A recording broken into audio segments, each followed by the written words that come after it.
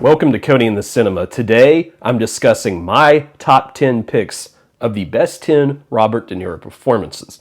This will be designed for people who want to learn more about Robert De Niro and his movies. Maybe you've seen one or two and you want to have some more ideas. This is not the ranking in terms of how good of a film I think each film is, but rather my favorite performances, the ones I took the most away from, the ones that I thought exemplified among his best works. So I was really close for my number 10 between two films, and I ended up going with Goodfellas, his performance as Jimmy Conway in the best gangster movie ever made. And one of the reasons I am so appreciative of this performance is how good of a middle ground it is between Henry, who is relatively chill, among gangsters, and Tommy DeVito, obviously, who's just over the top. I also like watching him bargain. I like watching him with the phone scene, if you remember that, if you've seen that, people, where he does the thing about the guy with the haircut, I think Jimmy Conway is an endlessly entertaining character who has significant narrative presence, and it's not just him yelling at the screen. Although he does have some good moments, the Christmas scene with the code and all of that, just great work there. It is not, however, one of his movies where he is the standout performance. That's why I ranked it a little lower on the list. Obviously, if you've seen Goodfellas, Joe Pesci as Tommy DeVito is that character in that movie that everyone remembers so well. Nonetheless, a terrific performance from one of the best movies ever made, directed by Martin Scorsese, his longtime collaborator. And if you're a Robert De Niro or Martin Scorsese fan and you have somehow missed Goodfellas, see it immediately. All right, my number 9 pick would be a movie I hadn't seen in many years, and I went back and rewatched it yesterday. And this is the character of Mike from the movie The Deer Hunter. And this is another movie where there's a great supporting Oscar-winning performance from Christopher Walken, sort of an anti-war Vietnam movie. But again, he just dials in this terrific performance. And this is one of the movies where you see De Niro crying and having to display such a range of talent. And he can be funny in the beginning and especially arrogant. I love how he approaches, there's a scene early on, if you haven't seen the picture, before these men go to war and the Vietnam War, and they're at this wedding and he's completely drunk. And he has this conversation with this Green Beret, and he can't understand why this soldier is just not invested in this conversation about patriotism and fighting.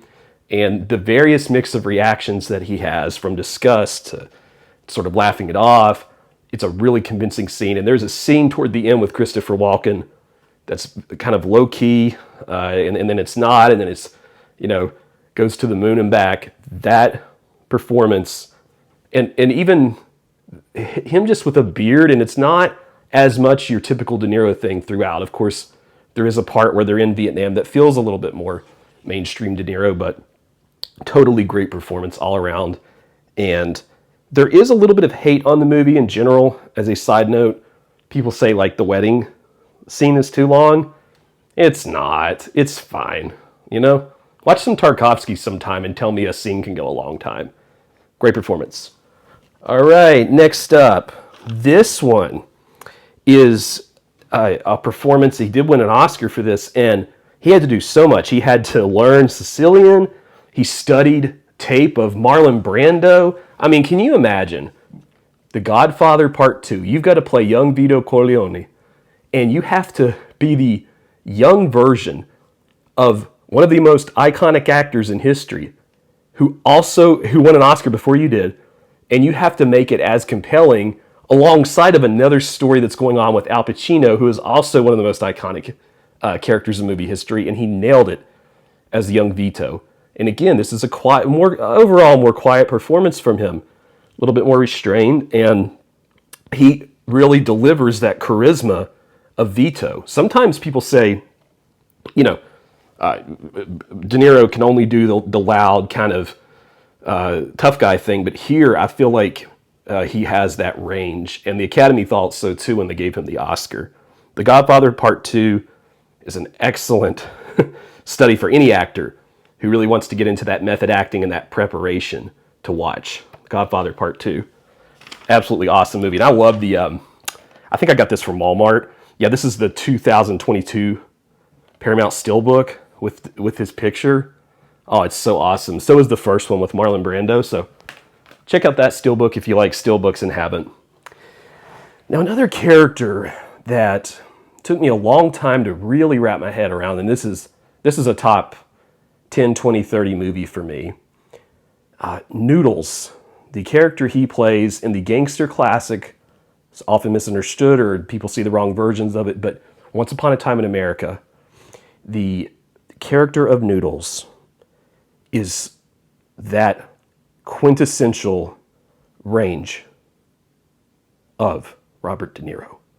He's so quiet and brooding and doesn't say much, especially toward the beginning of the picture when we see him walking around looking for a friend from the past. But when we see his violent history, we are met face to face with a very certain kind of evil, especially in the way he ends up treating someone in that movie that I don't want to spoil. But if you remember the scene in the car, you know what I'm talking about. And I believe in a cast with terrific performances, he is the main ticket, okay? This has one of the most beautiful soundtracks in all movies as well. And hearing Ennio Morricone's magnificent music alongside of his performance, Deborah's theme, all of that, iconic. Absolutely have to see it if you haven't. You just need to carve out 4 hours and see the correct cut, right? Because the original cut was sort of all over the place and wasn't conclusive enough for you to even understand what was going on. So that performance, I feel like, gets lost a little bit in the mix of some of these others because of that. Now, along those lines, something of an underrated performance of his that was the best part of that movie for me.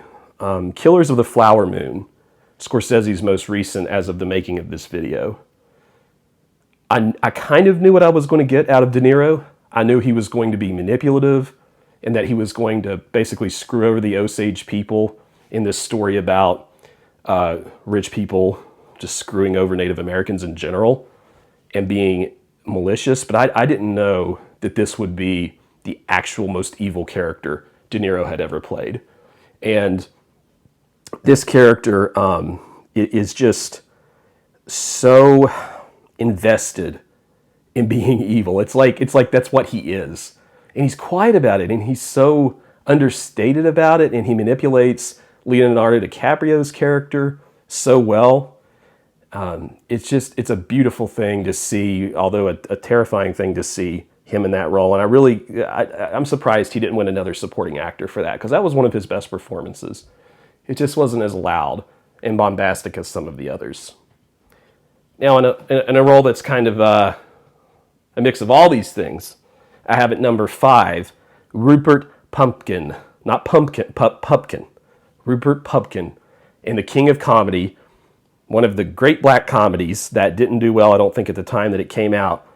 But so in this movie, if you haven't seen it or heard of it, he is basically like a wannabe comedian who's stalking Jerry Langford, played by Jerry Lewis, who has this talk show.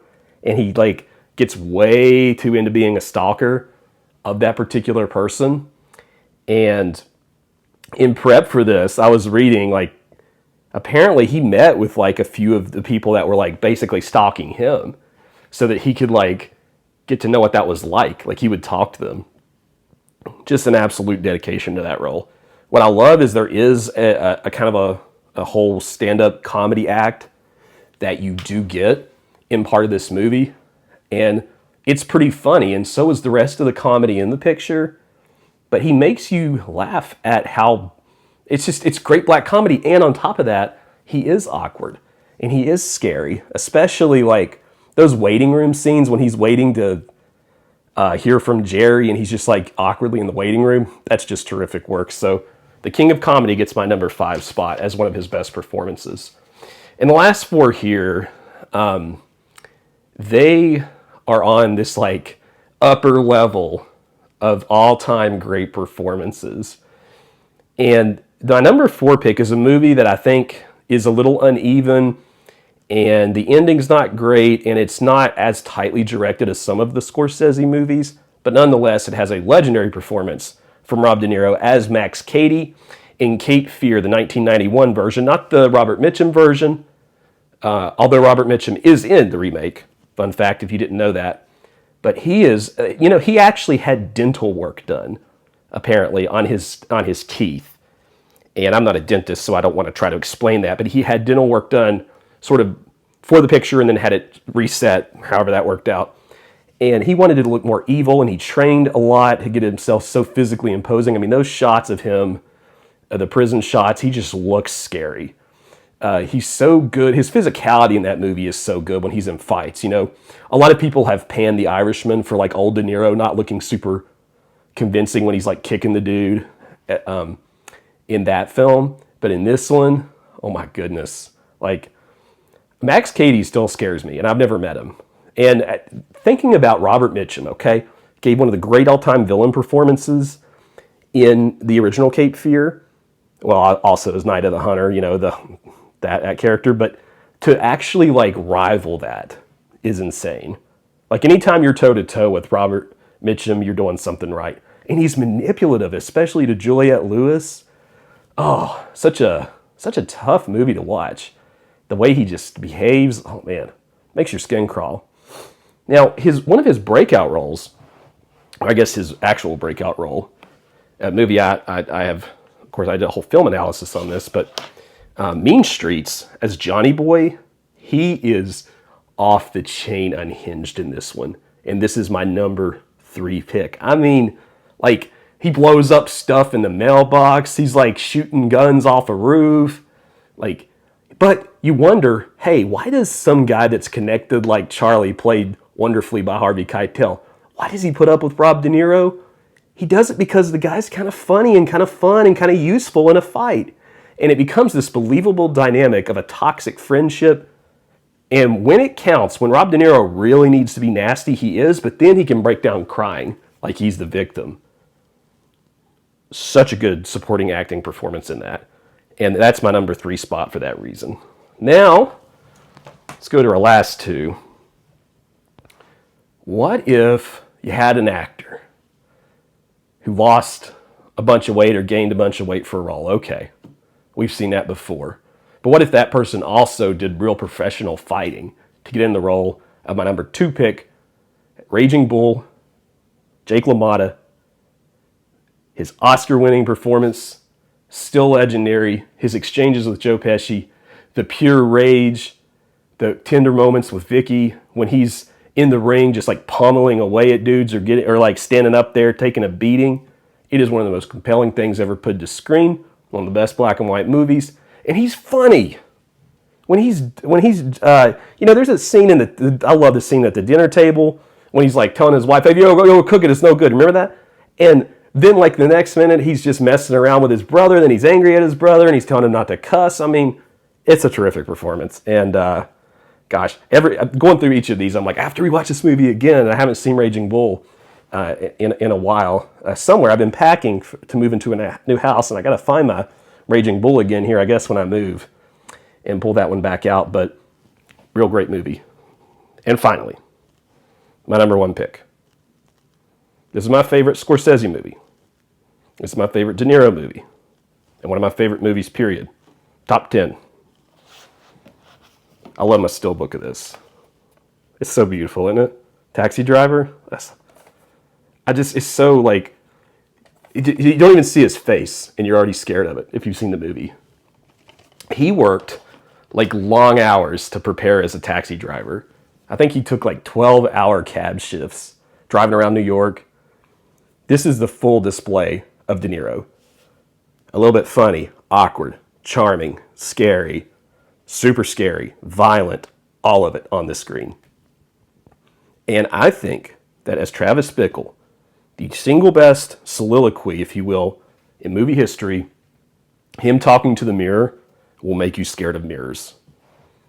Incredible picture. I think that sometimes, because it's a little older, people might have seen like the Goodfellas, the Casinos. They don't know about Taxi Driver. Remains his best movie. And I know he didn't win the Oscar for that one. Of course, he did for Raging Bull, but that has always been my favorite movie of his. And I always have felt like it's the most complete Scorsese movie in terms of his style and content and messaging. and his interactions with Jodie Foster, like the way he navigates that part of the story and how tricky that has to be, you know, because I know I'm not spoiling it if you haven't seen it, but there's just like a misstep here or there, that whole thing falls flat. The way he's kind of like a dad, but kind of like a punk and a drug addict. Like there's so much to the character. And wow, what a picture. Travis Bickle, my number one pick. So those are my picks for the top 10 Robert De Niro performances. I did want to throw out there that I haven't seen Awakenings, and I would just pick this up. So this might make it to my top 10 in the future. So if you like this one and you think it should be my top 10, let me know. I know I left out a few other big movies, like I haven't seen The Mission. So, you know, let me know your thoughts. If you did like the content today, if you wouldn't mind clicking that like button. Like buttons, likes do grow YouTube channels, all right? Consider subscribing as well if you're enjoying what you see. And we will see you next time on Cody in the Cinema.